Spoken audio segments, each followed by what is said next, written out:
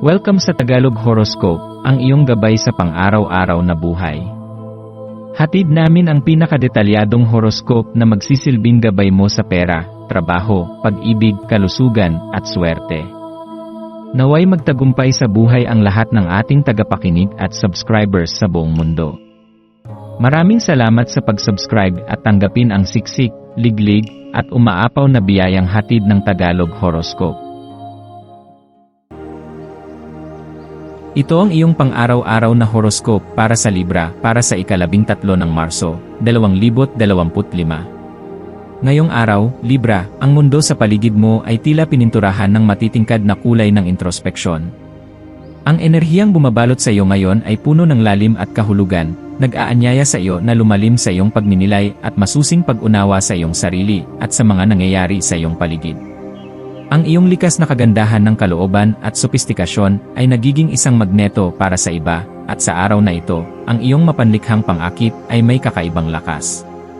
Ang iyong presensya ay nagdadala ng kapanatagan sa mga taong nasa paligid mo, at ang iyong kakayahang magbigay ng payo na puno ng timbang at pang-unawa ay higit na mapapansin ng iba. Maaaring maramdaman mong ang bawat salita mong binibitawan ay may mas malalim na epekto sa ibang tao, kaya't ang tamang pagpili ng mga salita ay mas magiging mahalaga ngayon. Ang iyong kakayahang maging isang tagapayo o gabay sa iba ay maaaring mas lumakas, kaya huwag mag-atubiling gamitin ang iyong likas na karunungan upang tumulong at magbigay liwanag sa mga sitwasyong nangangailangan ng masusing pagninilay. Sa paglalakbay mo sa araw na ito, mararamdaman mong mas matalas ang iyong pakiramdam sa maliliit na detalye ng iyong kapaligiran. Ang bawat munting kilos, salita, at ekspresyon ng mga tao sa paligid mo ay tila nagkakaroon ng mas malaking kahulugan na nag-aanyaya sa iyo upang masuri ang mas malalim na mensaheng dala ng bawat interaksyon. Napakahalaga ng sandaling ito upang mas lalong pagtuunan ng pansin ang mga bagay na maaaring dati ay hindi mo nabibigyang halaga, ang mga pag-ugali ng iba, ang galaw ng kalikasan, at maging ang sarili mong nararamdaman. Ang iyong emosyon ay maaaring lumutang sa ibabaw ng iyong isip, kaya mahalaga na bigyan mo ang iyong sarili ng pagkakataong pakinggan ang bulong ng iyong puso. Huwag hayaang lumipas ang araw na hindi mo sinusuri ang iyong nararamdaman at iniisip, sapagkat ang bawat obserbasyon na iyong gagawin ay maaaring may dalang mahalagang aral para sa iyo. Ang iyong heightened sensitivity ay maaaring magbigay daan sa iyo upang mapansin ang mga bagay na dati mong hindi pinapansin, tulad ng mga banayad na pagbabago sa ugali ng mga taong malapit sa iyo, o ang tahimik na mensahe ng iyong sariling damdamin. Sa bawat pagninilay mo ngayon, mapapansin mo kung paano nagiging mas malinaw ang mga bagay na dati ay tila nakakalito. Ang pagsasalamin sa iyong mga karanasan ay magbibigay daan sa iyo upang magkaroon ng mas malalim na pangunawa sa iyong mga desisyon at direksyon sa buhay. Huwag mong baliwalain ang iyong nararamdaman, sa halip, hayaan mo itong maging gabay upang makita mo ang tunay na nais mong marating. Marahil ay may ilang aspeto ng iyong buhay na nangangailangan ng masusing pagsusuri, maging ito man ay sa aspeto ng relasyon, trabaho, o personal na pag-unlad. Kung mayroon kang mga hindi pa nasasagot na tanong o mga bagay na matagal mo nang iniisip, ngayon ang tamang oras upang bigyang pansin ang mga ito.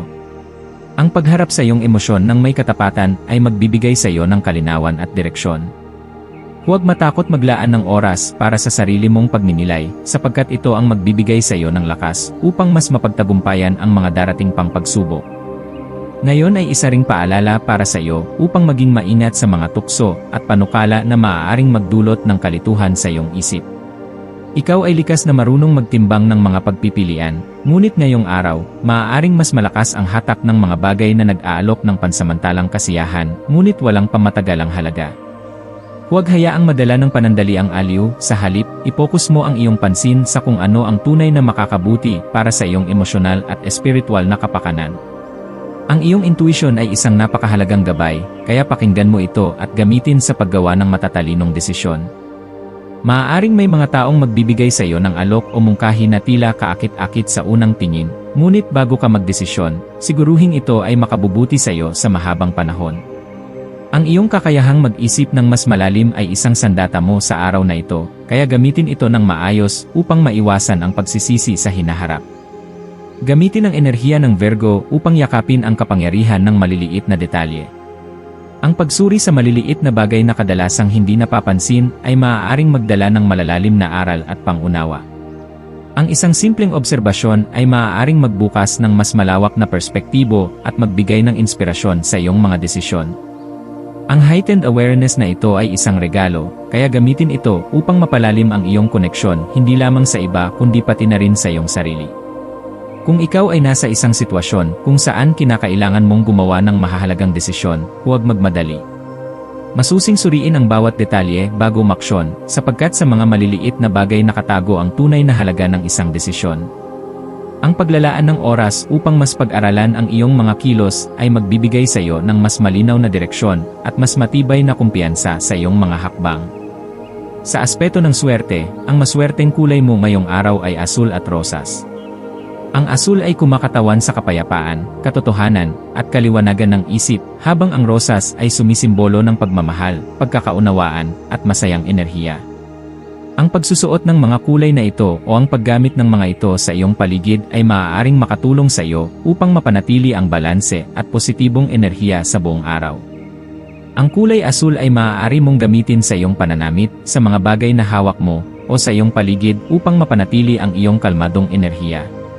Ang rosas naman ay maaaring magsilbing paalala sa iyo upang maging bukas sa pagmamahal at pagkakaunawaan sa iba. Ang maswerteng numero mo ngayong araw ay 7, 11 at 22. Ang 7 ay isang espiritual na numero na nagdadala ng kaliwanagan ng isip at masusing pagninilay. Ang 11 ay nag-aalok ng inspirasyon at malalim na pangunawa.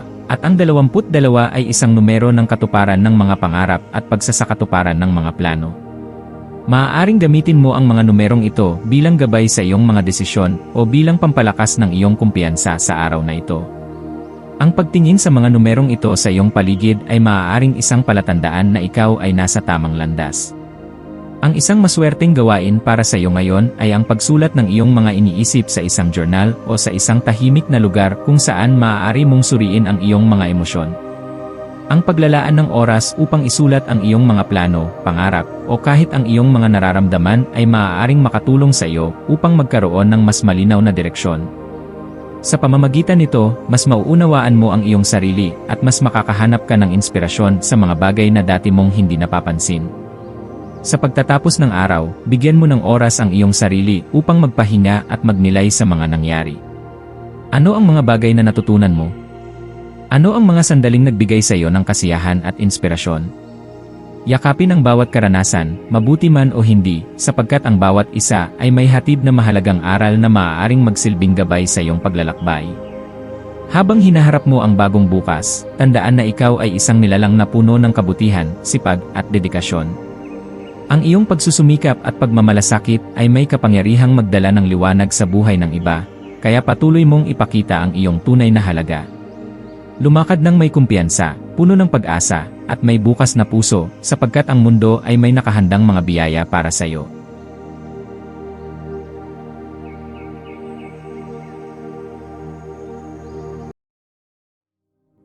Tayo ay magkaroon ng kaunting sandali upang ipagdasal ang lahat ng mga dalangin ng ating mga subscribers, na sana'y matamo nila ang kanilang mga pinapangarap sa buhay, magandang trabaho, mabuting kalusugan, payapa at masayang pamumuhay, at siksik, liglig at umaapaw na biyaya at kayamanan. Ipinagdarasal namin ng mataimtim ang lahat ng mga komento sa nakaraang video, at hinihiling namin, Panginoon, na pagpalain mo ang ating mga subscribers ng masayang buhay sa mundong ibabaw. Maraming salamat po. Maaari kayong mag-subscribe sa aming channel na Daily Prayer, kung saan nag-a-upload kami ng pang-araw-araw na Catholic Gospel Readings, Reflections, at Daily Rosary Reading para sa lahat ng misteryo ng araw. Tulungan ninyo kaming buuin ang community na ito at mag-subscribe na. Ang link ay nasa description box. Maraming salamat sa panonood ng iyong horoscope ngayon araw. Naway gabayan ka ng mga bituin sa iyong landas. Huwag kalimutang mag-like, share, at subscribe para sa iba pang cosmic na kaalaman. Hanggang sa muli, manatiling konektado sa universo.